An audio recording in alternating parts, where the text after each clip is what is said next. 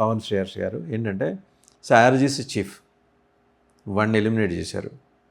Next వాస్తవంగా ఆయన అలీ లరిజానీ ఆయన సెకండ్ ఇన్ కమాండ్ ఖమేనీ తర్వాత ఆయన ఖచ్చితంగా ఐఆర్జీసీ వెనకాల ఫోర్స్ పేరు ఇంకా ప్రకటించలేదు కానీ, ఎందుకంటే మధ్యలో ఖమేనీని ప్రకటించారు. ఆయన ఎక్కడున్నాడో ఎవరికి తెలియదు.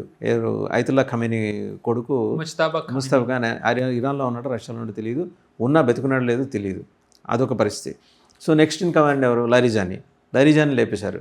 ఆ నెక్స్ట్ ఎవరు వచ్చేప్పటికి intelligence minister who was extremely good at cyber space, దానికి సంబంధించిన టెక్నాలజీస్లో అతన్ని లేపేశారు. ఇంకా ఐఆర్జీసీని లీడ్ చేయడానికి, దిశానిర్దేశం చేయడానికి ఎవడు లేనప్పుడు న్యాచురల్గా వానపాములు కూడా తలెత్తాయి కదా ఐఆర్జీసీలో.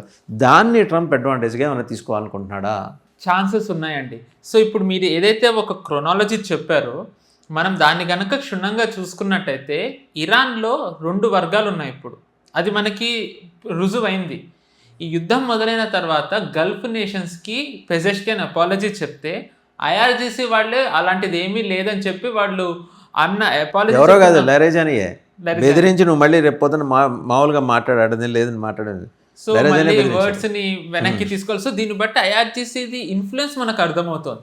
అండ్ ఇదే మైనస్ కూడా అవ్వచ్చు. సో ఇప్పుడు ఈ ప్రొటెస్టులు కనుక వీళ్ళు సక్సెస్ అయినట్టయితే డిఫెక్షన్స్ అంటే ట్రంప్ ఏదైతే వ్యాఖ్యలు చేస్తున్నారో ఐఆర్జీసీ నుంచి వెళ్ళిపోతున్నారని, ఇది గనక అవుతూ వస్తే, టాప్ టైర్ లీడర్షిప్ గనక ఎలిమినేట్ అవుతూ వస్తే మేబీ ప్రొటెస్టులు స్టార్ట్ అవ్వచ్చు. సో ఒక్కసారి ఇప్పుడు మనం చూసుకుంటే ఐఆర్జీసీ ప్రొటెస్టులనే కంట్రోల్ చేస్తుందా, స్ట్రేట్ ఆఫ్ హార్ముజ్నే కంట్రోల్ చేస్తుందా, ఒకవేళ కర్డ్స్ స్టార్ట్ అయితే కర్డ్స్నే కంట్రోల్ చేస్తుందా, ఆయిల్ రిచ్ రీజన్స్ని కంట్రోల్ చేస్తుందా? 31 ప్రావిన్స్లు ఉన్నాయి. సో మామూలుగా ఐఆర్జీసీ ఖమేనీని ఎలిమినేట్ చేసిన తర్వాత ఐఆర్జీసీ వాళ్ళు తీసుకున్న డెసిషన్ ఏంటి అంటే డీసెంట్రలైజ్ అయ్యారు. 31 ప్రావిన్స్లకి 31 లీడర్స్ని ప్రకటించారు. దీని వ్యూహం ఏంటంటే ఇప్పుడు మామూలుగా US boots on the ground అంటూ వస్తుంది, అంటే సోల్జర్స్ని దింపుతామని. అది ఎంతవరకు సాధ్యం టోపోగ్రఫికల్లీ చూసుకుంటే చాలా కష్టం, టెరైన్స్కి సాధ్యం కాదండి. కరెక్ట్. బట్ ఒకవేళ నిజంగానే ఆ సూసైడ్ అడ్వెంచర్ చేశారు, విపరీతమైన human loss face. Correct. But ఒకవేళ చేశారే అనుకుందాం, సక్సెస్ అయ్యారే అనుకుందాం, ఉదాహరణకు హైపోథెటికల్లీ వాళ్ళు 15 ప్రావిన్సుల్ని వాళ్ళ గుప్పిట్లో తెచ్చుకున్న ఇంకా 16 ప్రావిన్సుల్ని ఐఆర్జీసీ లీడ్ చేయొచ్చు. ఒకవేళ ఐఆర్జీసీకి ఒకవేళ హెడ్ ఎవరైనా ఉన్నా, పెజెష్కియాన్ చెప్పినా, అబ్బాస్ అరాక్చి చెప్పినా, ఎవ్వరు చెప్పినా వినక్కర్లేదు, వాళ్ళు సొంతంగా చేసుకోవచ్చు మిగిలిన ప్రావిన్స్లో. సో అప్పుడు ఏమవుతుంది అంటే డిఫెక్షన్ అంటే సపరేటిజం వస్తుంది. అప్పుడు అక్కడున్న జనాలు ఇప్పుడు ఇంకా ఎక్కువ డ్యామేజ్ అవుతుంటే జనాలకు కూడా తిరుగుబాటు చేసే అవకాశం ఉంటుంది. సో దాన్ని యుఎస్ అడ్వాంటేజ్గా తీసుకోవచ్చు.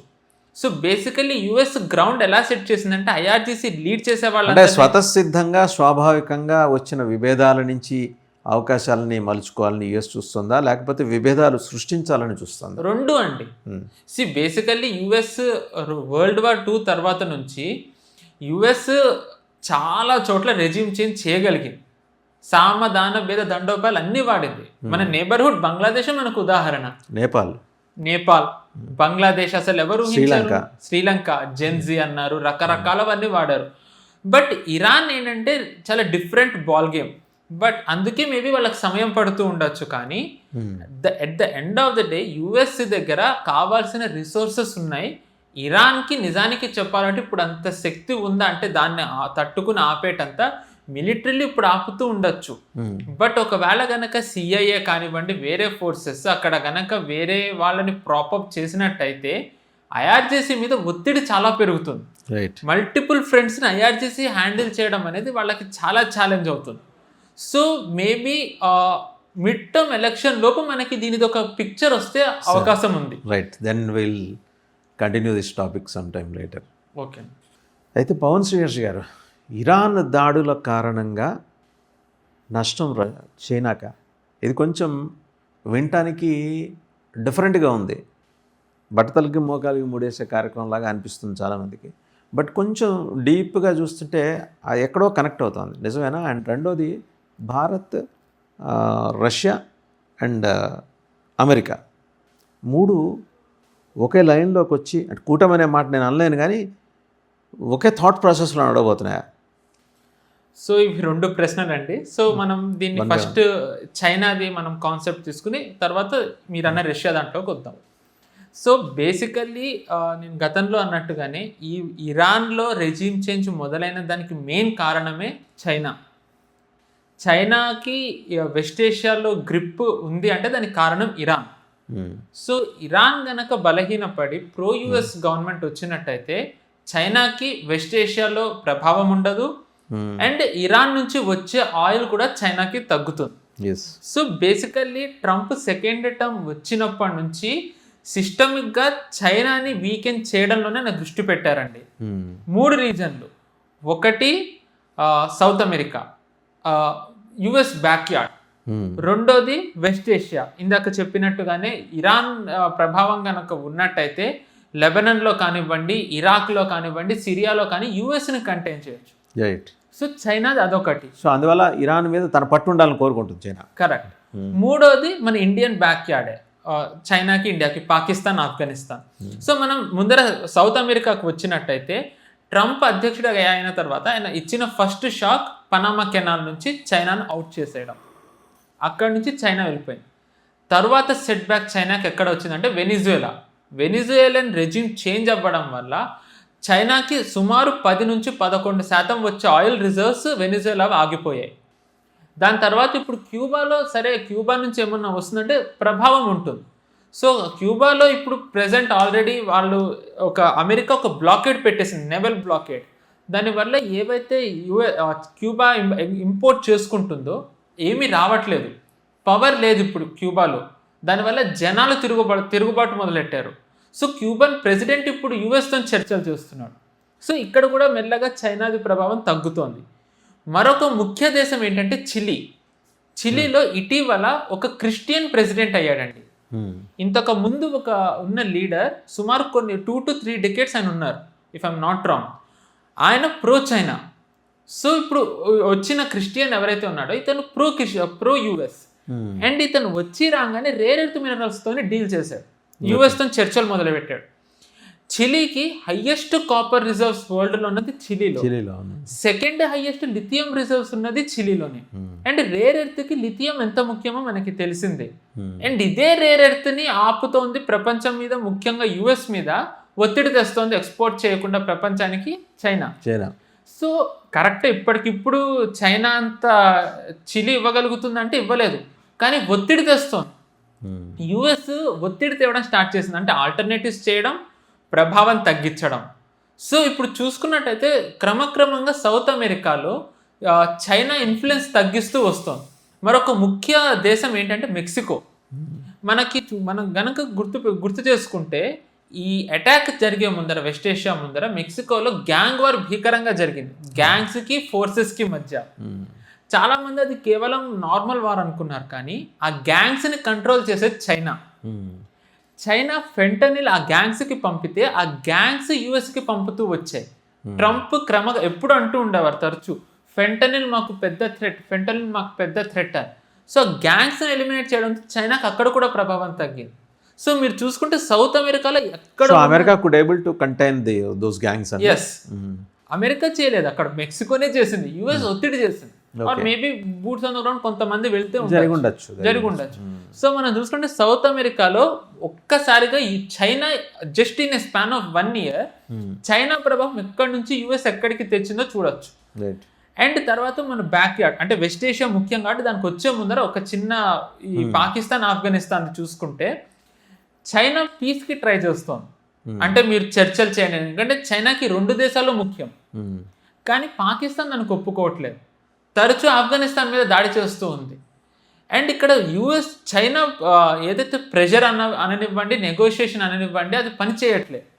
ఎందుకంటే ఇక్కడ ఈ దాడుల వెనక యుఎస్ ఉందనే వ్యూహం ఉంది. అంటే టాక్ బాగ్రామ్ ఎయిర్ బేస్ని తెచ్చుకోవడం కోసం తాలిబాన్ మీద ఒత్తిడి తెస్తోంది, అందుకు పాకిస్తాన్ని వాడుతోందని.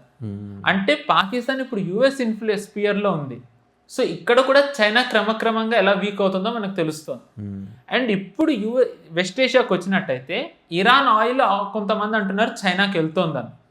ఇదే టైంలో ఇరాన్ ఇన్ఫ్రాస్ట్రక్చర్ మీద ఇజ్రాయెల్ దాడి చేయడం, రిటర్న్ ఇరాన్ భీకరంగా ఖతార్ మీద చేయడం, ఖతార్ LNG ఇప్పుడు ఆపడం, ఇవన్నీ మనం చూసాం. ఖతార్ ఎనర్జీ వాళ్ళే ఇచ్చిన స్టేట్మెంట్ ఏంటంటే దీనివల్ల మేము ఇవ్వని దేశాలు ఏవైతే మేము ఎక్స్పోర్ట్ చేస్తామో అది చేయలేకపోతుండడం వల్ల నష్టపోయే దేశాల్లో చైనా ఒకటి అన్నారు. అండ్ సో దీనివల్ల చైనాకి ఏదైతే ఇంపోర్ట్ చేసుకుంటుందో ఆ స్ట్రెస్ చూడండి ఒక్కసారి ఎంత ఎక్కువైందో. ఇదే క్రమంలో ఒక స్టన్నింగ్ న్యూస్ ఏమొచ్చిందంటే రష్యా నుంచి చైనాకి వెళ్తున్న వెసల్స్ భారత్కి మళ్ళీ అవి. అండ్ ఇది చాలామంది ఏమన్నారంటే చాలా ఆశ్చర్యంగా ఉందంటున్నారు. నిజానికి మనం చూసుకున్నట్టయితే US మన మీద ఆంక్షలు పెట్టినప్పుడు కూడా సింగపూర్కి రష్యన్ వెసల్స్ వెళ్తూ ఉన్నది, తిరిగి అవి మళ్ళీ భారత్కే వచ్చాయి. అంటే డెస్టినేషన్ అప్పుడు ఆంక్షలు ఉండడం వల్ల రష్యా ఇలాంటి గేమ్ ఆడింది. బట్ ఇప్పుడు రష్యన్ ఆయిల్ కొంచెం ఫ్రీ చేస్తుండడం వల్ల చైనాకి వెళ్ళకుండా ఇక్కడికి వస్తుంది. సో దీని వెనక మరి US రష్యాకి మధ్య ఏం జరిగింది అనేది మనం చూసుకున్నట్టయితే పాసిబిలిటీస్ ఏమున్నాయంటే రష్యన్ ఆయిల్ మీకు గతంలో చెప్పినట్టుగా రష్యా యుక్రెయిన్ వార్ ఎంత ప్రొలాంగ్ అయితే రష్యా చైనా మీద అంతా ఆధారపడాలి, చైనా దాన్ని అంత అడ్వాంటేజ్ చేసుకుని రష్యా మీద ప్రెషర్ పెడుతూ ఉంటుంది. అంటే చైనీస్ ఇన్ఫ్లుయెన్స్ లో ఉండాలి రష్యా. అదే రష్యా డజంట్ వాంట్. కరెక్ట్. ఆ ఇన్ఫ్లుయెన్స్ తగ్గాలి అంటే రష్యా మీద ఒత్తిడి తగ్గాలి. రష్యా మీద ఒత్తిడి తగ్గాలంటే రష్యా మీద ఆంక్షలు తగ్గించాలి. రష్యా మీద ఆంక్షలు తగ్గిస్తే వేరే దేశాల మార్కెట్ రష్యాకు ఓపెన్ అవుతుంది. ఓపెన్ అయితే గనక చైనాకి అంత పంపక్కర్లే. సో ఇప్పుడు మీరు చూసుకుంటే ఈక్వేషన్ చూడండి, ఇరానియన్ ఆయిల్ వెళ్ళే పరిస్థితి లేదు ప్రస్తుతం. రష్యన్ ఆయిల్ చైనా నుంచి భారత్కు వస్తుంది, చైనాకి వెళ్ళాల్సింది. వెనిజులన్ ఆయిల్ అసలు వెళ్ళట్లేదు. సో చైనాకు వచ్చే ప్రెషర్ ఇప్పుడు ఎంత ఉంటుంది అనేది మనం ఇమాజిన్ చేయొచ్చు. సో క్రమక్రమంగా ఇప్పుడు US ఏం చేస్తుందంటే చైనా మీద ఒత్తిడి తెస్తోంది, చైనా మీద ప్రెషర్ పెడుతోంది. అండ్ దీనికి ఇంకొక ఎగ్జాంపుల్ ఏంటి అంటే యాక్చువల్లీ ఏప్రిల్లో చైనాకి పర్యటన చేయాల్సింది ఉంది ట్రంప్. ఆయన దాన్ని వాయిదా వేసుకున్నారు. సో ఇది ఒక నెగోషియేషన్ ప్రెషర్ టాక్టిక్. సో నీకు కావాలి అంటే గనక నా టర్మ్స్ నువ్వు ఒప్పుకో. సో రాబోయే కాలంలో చైనాకి చైనాని తన టేబుల్ దగ్గరికి లాగాలని ట్రంప్ చూస్తున్నాడు. Correct. If that is not going to happen, ఈ లైన్ ఇందాక మనం అనుకున్న లైన్ సాధ్యమే ఉందా? అమెరికా, రష్యా అండ్ భారత్ ఇది కనెక్ట్ అయ్యే అవకాశం ఉందా? అంటే ఆల్రెడీ అయ్యింది. మనం రష్యాతో మనకి ఎప్పటి నుంచి ఉంది కాబట్టి అమెరికా కనెక్ట్ అవుతుందా? అమెరికాని రష్యన్ ఆయిల్ ఇప్పుడు ఆల్రెడీ ఇన్ఎవిటబుల్ గా చెప్తుంది. మరి శాంక్షన్స్ పెట్టినప్పుడు but for a temporary period అనుకోవచ్చు. ఇప్పుడు ఈ క్రైసిస్ ఓవర్కమ్ అయిన తర్వాత ఏముంది, ఆ నాలుగుకి నరం లేదు కదా అమెరికా నాలుగుకి. సో బేసికల్లీ ఇక్కడ కూడా మీరు అన్నదానికి ఆన్సర్ ఏంటంటే మనకి ఆయిల్ ఎక్కడ చీప్ ఉంటే మనం అక్కడ తీసుకుంటామండి. ఇప్పుడు మనకి రష్యన్ ఆయిల్ యాక్సెసిబుల్ ఉంది, మేబీ ప్రైస్ కూడా రీజనబుల్ ఉంది కాబట్టి మనం తీసుకుంటున్నాం. మేబీ ఒకవేళ ఇంకా వేరేది, ఇప్పుడు ఉదాహరణకి ఇరాన్ ఆయిల్ యాక్సెస్ వచ్చిన తర్వాత ఇందాక స్కాట్ బెసెంట్ కానీ అన్న వ్యాఖ్యలు ఏంటంటే ఇరానియన్ ఆయిల్ని కూడా మేము అన్సాంక్షన్ చేయొచ్చాను. సో మేబీ వాళ్ళకి వ్యూహం ఉండొచ్చు, ఇరాన్ ఆయిల్ రీజన్ని వాళ్ళు మేబీ ఏమన్నా టేక్ ఓవర్ చేయొచ్చేమో తెలీదు. సో ఇరానియన్ ఆయిల్ మనకి రీజనబుల్గా వస్తే రష్యన్ ఆయిల్ తగ్గించవచ్చు. సో బేసికల్లీ మనం US చెప్తే వింటామా అంటే US చెప్తే మనం వినాం. మనకి ఎక్కడ రీజనబుల్ ఉంటే అక్కడ తీసుకుంటాం. బేసికల్లీ మనకి రష్యన్ ఆయిల్ రీజనబుల్ ఉంది కాబట్టి మనం తీసుకుంటూ ఉండొచ్చు. సో ఇది ఒక చాలా అన్ఎక్స్పెక్టెడ్ అలయన్స్ ఇది. రష్యన్ ఆయిల్ ని యాక్సెసిబుల్ US ఒప్పుకోవడం అంటే Russia, US, India against Iran. So మరి దీంట్లో ఇరాన్ కూడా జాయిన్ అవుతుందా అంటే కాలమే సమాధానం చెప్పాలి. ఇరాన్ కూడా జాయిన్ అయినా మనం ఆశ్చర్యపోకర్లే. Against China such is the case China will be eliminated కదా. అదే వ్యూహం US వ్యూహం కూడా అదే.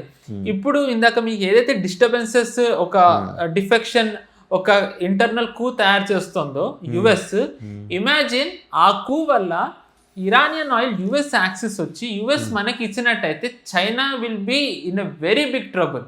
రైట్. సో దానివల్ల US సుప్రీమసీ పెరుగుతుంది, దానికి ఏదైతే ఇమ్మీడియట్ ఎనిమీ ఉందో అది వీక్ అవుతుంది. సో అందులో భాగంగానే ఇదంతా అవుతుందని మనం అనుకోవాలి. Right. Thank you Pavan Shreshta. Thank you very much. Thank you అండి.